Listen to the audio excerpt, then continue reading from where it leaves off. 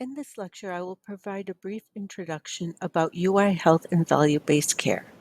Value-based care and coordination of care is basically the same two terminologies for the same concepts of coordinating care of services to improve health outcomes.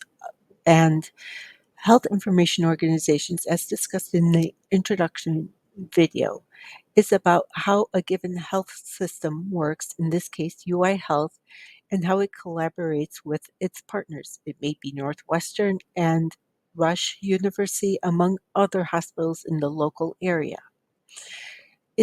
As a supplemental to this video, you are provided a document with the evolution of health information technology and services and collaboration among UI Health and its partners.